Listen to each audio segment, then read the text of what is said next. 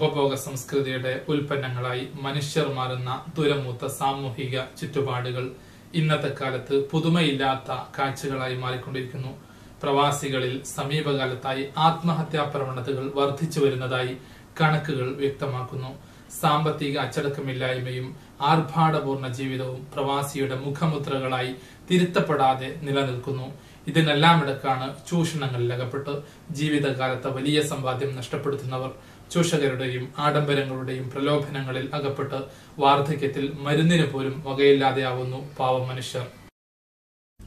പ്രവാസി മനസ്സുകളെ ഒന്നടങ്കം ഞെട്ടിച്ച ഏതാനും ചില ആത്മഹത്യാ വാർത്തകൾ അടുത്തിടെ മീഡിയകളിൽ വരികയുണ്ടായി. സാമ്പത്തിക പ്രതിസന്ധികളോ വായ്പ തിരിച്ചടയ്ക്കാൻ കഴിയാതിരുന്നതോ ആയിരുന്നു അവയിൽ പലതിന്റെയും മൂലകാരണം. ക്രെഡിറ്റ് കാർഡുകളുടെയും ബാങ്ക് വായ്പകളുടെയും മോഹന വാഗ്ദാനങ്ങളിൽ പെട്ടുപോകുന്നവർ തിരിച്ചടവിനുള്ള സാധ്യതകളെ പോലും ബോധപൂർവം മറക്കുകയാണ്.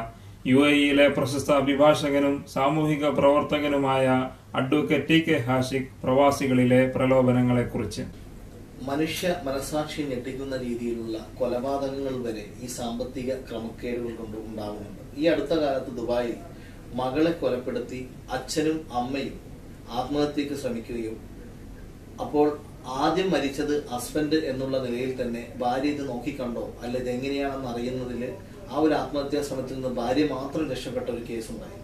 അപ്പോൾ അതിൽ നിന്നൊക്കെ മനസ്സിലാകുന്നത് ഈ പ്രശ്നങ്ങൾ സാമ്പത്തികമായ അച്ചടക്കമില്ലായ്മ മനുഷ്യനെ ആത്മഹത്യയിലേക്കും കൊലപാതകത്തിലേക്കും എത്തിക്കുന്നു എന്നുള്ളതാണ്.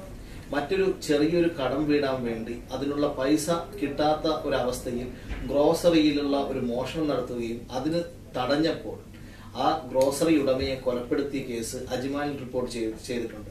അങ്ങനെ വലുതും ചെറുതുമായ പല പല കേസുകളും അത് കൊലപാതകത്തിലെത്തുന്ന വലിയ പ്രശ്നങ്ങളിലേക്ക് വരെ എത്തുന്ന ഒരു സാമ്പത്തിക അച്ചടക്കമില്ലായ്മയാണ് ഇവിടെ കൂടുതലും ഇപ്പോൾ കണ്ടുവരുന്നത്. ഒരുപക്ഷെ തൊഴിൽ തർക്കങ്ങളൊക്കെ ഇപ്പോൾ കുറഞ്ഞു വന്നിട്ടുണ്ട്. WPS-ഉം മറ്റുമൊക്കെ വന്നതിന് ശേഷം കുറഞ്ഞു വന്നിട്ടുണ്ടെങ്കിലും ക്രെഡിറ്റ് കാർഡ് പോലുള്ള പ്രലോഭനങ്ങളിൽ മുഴുകി ആ പണം പെട്ടെന്ന് കിട്ടുന്ന ഈ പ്ലാസ്റ്റിക് കാർഡിലൂടെ പെട്ടെന്ന് പൈസ കിട്ടുമ്പോൾ പിന്നീട് വരുന്ന അതിന്റെ വിപത്ത് അറിയാതെ കുടുങ്ങുന്നത് കൊണ്ട് തന്നെ പലപ്പോഴും ജീവിതം വഴിമുട്ടുന്ന ഒരു അവസ്ഥ ഉണ്ടായിട്ടുണ്ട്.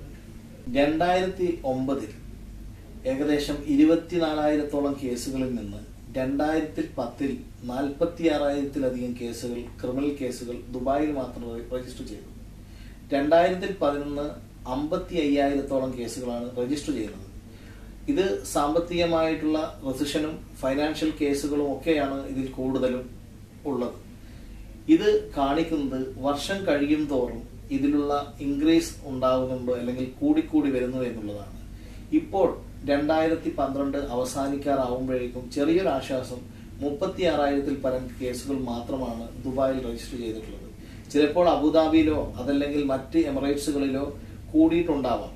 പക്ഷെ ഇത്തരത്തിൽ ചെറിയ കേസുകൾ തുടങ്ങി വലിയ കേസുകൾ വരെ ദുബായ് എന്ന് പറയുന്ന ഒരു കൊച്ചു എമിറേറ്റ്സിൽ ഉണ്ടാകുമ്പോൾ ഇതിന് പ്രധാന കാരണം സാമ്പത്തിക അച്ചടക്കമില്ലായ്മയാണ്, സാമ്പത്തിക കേസുകളാണ് കൂടുതലും റിപ്പോർട്ട് ചെയ്യുന്നത് എന്നുള്ളത് തന്നെയാണ് അതിന്റെ പ്രാധാന്യം. സാമ്പത്തിക പ്രതിസന്ധികളാണ് ഭൂരിഭാഗം സംഭവങ്ങളുടെയും കാരണം. കുടുംബ പ്രശ്നങ്ങളും ജീവിത നൈരാശ്യങ്ങളും കാരണങ്ങളാകുന്നുണ്ട്. കൂട്ടുകുടുംബ വ്യവസ്ഥയിൽ നിന്നും അണുകുടുംബത്തിലേക്കുള്ള മാറ്റം വേദനകളും വിഷമങ്ങളും പങ്കുവെക്കാനുള്ള ഇടങ്ങളെ നഷ്ടപ്പെടുത്തി. മനസ്സു തുറക്കാൻ ഫേസ്ബുക്കിലും ട്വിറ്ററിലും ടൈപ്പ് ചെയ്യുകയാണ് യുവതലമുറ. പരസ്യവാചകങ്ങൾ പ്രലോഭനങ്ങളുടേതാണ്. നിങ്ങൾ ദരിദ്രനായി മരിക്കുന്നുവെങ്കിൽ കുറ്റം നിങ്ങളുടേതാണെന്ന് ചിട്ടി കമ്പനി പരസ്യത്തിൽ പറയുന്നു. എല്ലാം നിങ്ങൾക്ക് എന്ന് പറയുന്ന ടോട്ടൽ ഫോർ യു ആരെയാണ് വലയിലാക്കാത്തത്? നിങ്ങളുടെ പണം ഒന്നിനും ആവശ്യമില്ല. വായ്പ തരാൻ ഇഷ്ടം പോലെ ബാങ്കുകൾ. സമ്മാനങ്ങളുടെ മോഹക്കാഴ്ചകളിൽ അടിപതറുകയാണ് സമൂഹം. സ്വന്തം ആവാസ വ്യവസ്ഥയിൽ നിന്നും പിഴുതെറിയപ്പെട്ട പ്രവാസി നഷ്ടപ്പെട്ട വേദനകളെ മറച്ചുപിടിക്കാൻ മറ്റെന്തൊക്കെയോ നേടാൻ പരക്കം പായുന്നു. അവസാനം അവൻ ചെന്നെത്തുന്നത് ആശ്വാസത്തിന്റെ തുരുത്തിലല്ല എന്ന തിരിച്ചറിവില്ലായ്മയിലാണ്. സാഹചര്യങ്ങളുടെ പ്രലോഭനീയത അവനെ മറ്റുള്ളവരുടെ മുന്നിൽ വിഡ്ഢിയാക്കുന്നു. പരസ്യവാചകങ്ങളിൽ ഭ്രമിച്ച് നമ്മുടെ കീശകൾ കാലിയാക്കേണ്ടതില്ല. എല്ലാ ഫ്രീ ഓഫറുകളുടെയും പിന്നിൽ നാം നൽകുന്ന പണം തന്നെയാണ് ചിലവഴിക്കപ്പെടുന്നത് എന്ന് ഓർക്കുക. സമാധാനപൂർണ്ണ ജീവിതം ആഗ്രഹിക്കുന്നുവെങ്കിൽ പൊങ്ങച്ചങ്ങളെ വിട്ടെറിഞ്ഞ് ആവശ്യത്തിന് മാത്രം ചിലവഴിക്കുക എന്നിടത്തേക്ക് എത്തേണ്ടിയിരിക്കുന്നു ഓരോ മലയാളിയും. എല്ലാറ്റിലും ഒന്നാമതെത്താൻ മത്സരിക്കുന്നവർ മറ്റാരെയോ മാതൃകകളാക്കി നഷ്ടങ്ങളുടെ പടുകുഴയിലേക്ക് വീണുപോവുകയാണ്. പ്രലോഭനങ്ങൾ കേവലം സമ്പത്തിൽ മാത്രം ഒതുങ്ങുന്നതല്ല. അത് സാംസ്കാരിക ജാടകളായും ഉന്നത വിദ്യാഭ്യാസ രംഗത്തെ കച്ചവടങ്ങളായും ആരോഗ്യരംഗത്തെ മൾട്ടി സ്പെഷ്യാലിറ്റി സൗകര്യങ്ങളായും സാമൂഹിക ആചാരങ്ങളുടെ പേരിലായും പടർന്നു പന്തലിക്കുകയാണ്. പ്രലോഭനങ്ങളെ അതിജയിക്കണം എന്ന പ്രമേയവുമായി റിസാല സ്റ്റഡി സർക്കിൾ GCC രാഷ്ട്രങ്ങളിൽ നടത്തിയ ഉണർത്തു സമ്മേളനങ്ങൾ പ്രവാസി സമൂഹങ്ങളിൽ ഏറെ ഉത്ഭുതത പകർന്നിട്ടുണ്ട്. പ്രലോഭനങ്ങൾ അതിജയിക്കാൻ നാം പരിശീലിക്കേണ്ടിയിരിക്കുന്നു. ജീവിതത്തിൽ നന്മ ആഗ്രഹിക്കുന്ന നിങ്ങളോട് ഞങ്ങൾ പറയട്ടെ, നാം നമ്മെ മറക്കാതിരിക്കുക.